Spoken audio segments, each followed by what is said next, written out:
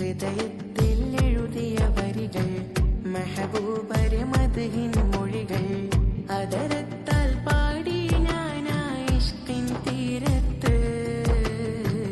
അണയണം നബിയുടെ ചാരത്ത് നബിയോര് നടന്ന മദീനത്ത്.